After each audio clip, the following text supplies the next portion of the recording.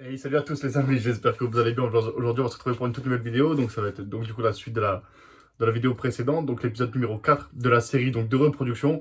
Où aujourd'hui, en fait, on va aller chercher directement les œufs donc, sur la femelle et les mettre en incubation. Je vous montre ce que je fais, je vous montre ma technique. Regardez le générique, les amis, et on se retrouve juste après.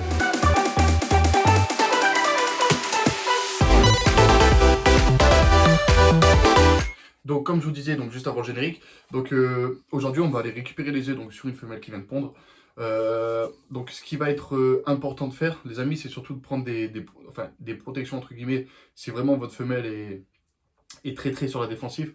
Mais après, à part ça, enfin, vous n'êtes pas vraiment obligé de faire attention. Votre femelle, elle va vouloir défendre ses œufs, donc elle va être un peu plus à l'affût que d'habitude. Des femelles en fait habituées à pondre entre guillemets vont plus faire très attention en fait enfin, à ce qu'on leur prenne leurs œufs entre guillemets. Mais après, il faut pas oublier que ça reste des mères, ça reste leur bébé qu'elles sont en train de couver. Donc indirectement, elles vont être sur la défensive. Donc faites attention à vous. Ce que je peux vous conseiller, moi, c'est de prévenir votre femelle donc, avant de venir. Donc vous la prévenez, vous mettez votre main dessus. Je vais un peu vous montrer donc avec des extraits. Donc vous mettez votre main dessus et en fait compte vous en profitez pour justement en fait la prévenir que vous allez prendre ses œufs. Mais après il faudra donc justement la dérouler, la délover de ses œufs parce qu'elle sera lovée en fait entièrement sur ses œufs pour réchauffer en fait pour faire en fait si vous voulez donc là quand elle sera sur ses œufs elle va vraiment faire en fait une constriction donc au niveau de ses œufs, elle va pas se serrer en fait au maximum, mais elle va faire une constriction et elle va se frotter en fait sur ses œufs. Elle va se frotter en fait pour créer en fait enfin pour être statique en fait avec ses œufs et créer en fait une chaleur qui va en fait permettre de garder une chaleur constante au niveau de ses œufs. C'est pour ça que nous personnellement on les met en incubation parce qu'on a justement pas envie que les femelles se fatiguent à toujours en fait à être statiques en fait sur leurs œufs et toujours en fait avoir des contractions pour essayer de réchauffer leurs œufs et tenir leurs œufs en fait à une température correcte.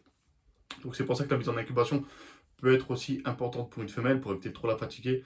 Après, vraiment faire une couvaison maternelle, donc laisser la femelle sur les œufs pendant 60 jours, ça peut être intéressant, mais il faut faire ça vraiment avec une femelle donc, qui fait un poids déjà très correct, mais aussi avec une femelle qui recouvre complètement ses œufs.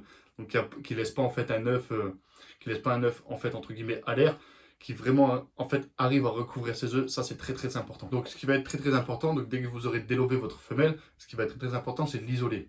Donc déjà vérifier avant de l'isoler qu'elle n'a plus en fait d'œufs au niveau de son, enfin dans son corps en fait, vérifier qu'elle n'a plus d'œufs, donc vous verrez en fait vous verrez encore une grosseur au niveau du cloaque. Vous vérifiez en fait, ou même vous passez en fait votre doigt légèrement pour voir si vous ne sentez plus d'œufs. Et ça en fait ça va être très important parce que si elle pond encore un œuf juste après que vous ayez déjà retiré, ça va être un peu plus embêtant entre guillemets.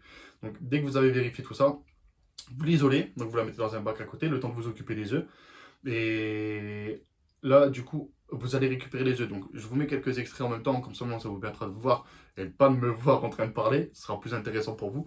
Donc ce qui va vous permettre en fait de pouvoir prendre les œufs en toute tranquillité. Donc, plusieurs techniques s'offrent à vous. Soit vous laissez en fait les œufs en grappe, soit vous les détachez. Moi, personnellement, j'essaye un peu les deux. Je préfère, pour moi, avec mon avis personnel, les détacher, donc les délier. Et allez-y quand même délicatement parce que c'est pas des œufs durs, donc ça se peut qu'ils soient vraiment bien collés. Donc allez-y délicatement. Si vous avez peur, n'hésitez pas à les laisser en grappe, ça ne changera vraiment rien pour l'incubation. Donc laissez-les en grappe si vous avez peur de les décoller. Mais vous pouvez aussi les décoller si vous en avez l'envie. Si votre boîte elle est trop petite pour acquérir une grosse grappe, n'hésitez pas à les décoller et à les mettre plus à plat en deux par deux, ou alors même si vous avez des socles en fait prévus pour, n'hésitez pas à le faire. Et ce qui va aussi être très important les amis, c'est de faire attention de ne pas retourner vos œufs. Donc les œufs en fait si ils vont en fait être posés sur une position, il va vraiment falloir ne pas les retourner. Donc ça c'est pour vous aider en fait, ce que vous pouvez faire c'est prendre un petit feutre ou alors un stylo bille et en fait faire un trait en fait sur le dessus de vos œufs pour justement ne pas avoir de soucis en fait si vous prenez un œuf en fait pour pas qu'il soit en fait qu'il revienne en fait dans la même position que quand la femelle l'a posé elle-même en fait. Il faut vraiment que les œufs soient tous remis dans la même position et ça les amis c'est très important. Donc ce qui peut être important aussi c'est de peser. Donc là dès que vous avez récupéré votre grappe vous pouvez la peser. Donc vous pesez en fait la grappe complète pour avoir à peu près un poids approximatif. Vous pouvez peser œuf par œuf. Mais après, c'est à vous de voir. Après, ça dépend si vous avez vraiment envie de la peser ou non. Moi, personnellement, je pèse toutes mes pontes. Je pèse aussi œuf par œuf pour voir à peu près à combien de grammes en fait on va tourner. Ça vous permettra à peu près de voir à combien en fait le bébé pourra naître à peu près. Sur une centaine de grammes, ils naîtront à peu près, je pense à 60-70 grammes à peu près. Donc ça vous permet un peu de vous faire une grosseur en fait du bébé quand il va sortir. Après, là du coup quand vous avez donc du coup retiré les œufs, vous les pesez et après du coup vous les mettez en boîte d'incubation. Plusieurs styles de boîte d'incubation s'offrent à vous. Soit vous incubez donc avec un petit pourcentage d'eau, mais attention à ça, il faut vraiment vérifier vos paramètres d'incubation avant de mettre vos œufs en incubation. L'incubateur doit tourner vraiment, je dirais 2 mois avant en fait de prévoir une ponte. Donc faites tourner votre incubateur en fait vraiment à une ovulation pour être sûr que vous ayez tous les bons paramètres pour accueillir des œufs le jour de la ponte. Ça c'est vraiment très important les amis parce que si vous déclarez vraiment en fait un début de cycle entre guillemets de votre incubateur le jour de la ponte, ça va être vraiment peut-être perdu d'avance malheureusement ou si vous avez vraiment de la chance ça va bien se passer et je vous le souhaite vraiment mais ça peut arriver en fait des problèmes d'incubateur et ça serait vraiment dommage de perdre une ponte juste parce qu'on n'a pas fait des tests en fait 1 ou 2 mois avant. Du coup, vous prenez une boîte, donc soit en fait avec un fond d'eau à l'intérieur, mais il faut toujours garder un taux d'hydrométrie qui va être correct. Donc on est aux alentours à peu près des 80-85% d'hydrométrie, ça serait vraiment important, donc ça serait vraiment bien. Après trop, c'est pas forcément utile, et après trop bas, c'est trop dangereux. Donc voilà, on va maintenir à peu près une boîte à 31,5 et à peu près 85% d'humidité. Donc vous pouvez prendre des boîtes plus ou moins grandes tant que les paramètres en fait sont corrects dans la boîte et non en fait dans l'incubateur. Il faut vraiment que les paramètres soient bons dans la boîte. En fait, votre incubation va très bien se passer. Après, plusieurs techniques s'offrent à vous, donc soit un fond d'eau dedans, soit donc de la vermiculite, soit de la perlite, et en fin de compte, vous vous retrouverez en fait avec une couche de vermiculite ou de perlite d'à peu près 4-5 cm, en fait, que vous aurez humidifié donc auparavant et préparé au préalable. Et vous aurez justement après ça, donc mettre les œufs en fait sur une grille et pouvoir en fait mettre directement votre boîte d'incubation en incubateur. Donc voilà, donc là les œufs sont en incubateur, ils sont en sécurité. Donc là maintenant il faut vraiment s'occuper de la femelle. Donc quand je vous dis s'occuper de la femelle, donc là il faut aller rechercher la femelle. Donc elle vient de pondre, elle est très épuisée, elle vient de faire un gros travail sur elle-même. Donc là maintenant il faut la relaxer. Donc ce qui va se passer, c'est que vous allez la mettre en bain. Donc vous allez la mettre en fait dans le bain, elle va pouvoir se détendre, elle va pouvoir profiter entre guillemets d'un petit bain pour se relaxer, pour se détendre, pour détendre un peu ses muscles, pour aussi enlever l'odeur de l'œuf. Parce que à savoir que l'odeur de l'œuf est très importante à enlever. Parce que si vous remettez en fait votre femelle donc comme ça dans son rack, alors que vous avez enlevé les œufs, elle va toujours vouloir se lever autour de l'odeur de ses œufs. Même si les œufs ne sont plus présents, elle va se lever, elle va se contracter, elle va s'épuiser et elle ne mangera pas malheureusement.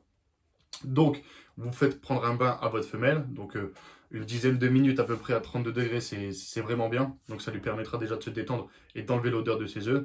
Et après ça, en fait, vous la remettez dans un rack en attendant et vous nettoyez son rack à elle, ou son terrarium, ou tout ce que vous voulez. Vous nettoyez en fait son intérieur. Vous enlevez complètement le copeau, vous nettoyez avec un spray de nettoyage. Ah, moi, personnellement, j'utilise du Reptiblock. Donc le spray de nettoyage, je nettoie tout son rack pour enlever en fait justement l'odeur des œufs. Pas que sur la partie où elle a pondu, mais vraiment l'intégralité du rack en fait, ça sera vraiment mieux pour vous. Et déjà pour éviter justement que la femelle récupère en fait une odeur sur un copeau qui ait pu se balader ou un copeau que vous ayez pu bouger. Donc ça c'est vraiment très important parce que sinon la femelle va se relever et ne voudra pas manger. Dès que vous avez tout nettoyé et tout refait entre guillemets à neuf, donc là vous pouvez remettre la femelle dans son rack, lui remettre une cachette à son point chaud et en fait la laisser entre guillemets reprendre un peu des forces et lui proposer un repas dans les 10 jours après sa ponte ou alors dans les 7 jours après sa ponte. Moi personnellement je nourris une semaine après la ponte pour vraiment en fait qu'elle ait le temps de se reposer et surtout si vous renourrissez, n'hésitez pas à donner un gabarit beaucoup plus petit que le gabarit habituel pour justement lui permettre en fait de reprendre la nutrition correctement parce que n'oubliez pas aussi que la femelle elle n'a pas mangé depuis 3-4 mois donc il faut vraiment en fait que son système en fait son système digestif reprenne vraiment en fait avec des petits gabarits et qu'elle reprenne vraiment en fait petit à petit des forces et qu'elle reprenne du gabarit petit à petit. Les amis, donc la vidéo elle va toucher à sa fin. Donc je vous invite les amis à venir voir donc, les autres parties précédentes pour vraiment comprendre un peu la reproduction en général. La prochaine vidéo qui suivra les amis pour cette série de vidéos, ça va être l'incubateur. Donc on va parler un peu de l'incubateur et des styles de boîtes d'incubation qu'on pourrait faire. Donc ça, je vous mettrai ça dans une vidéo en fait de partie 5. On parlera de l'incubation et après, du coup, je vous parlerai un peu de mon incubateur. donc du système en fait à adopter pour chauffer, du système d'humidité et tout ce qui va bien. Donc je vous montrerai ça les amis dans une prochaine vidéo. Je vous souhaite les amis de passer à tous une très très bonne journée et on se retrouve là à la prochaine fois pour une nouvelle vidéo. À la prochaine les amis.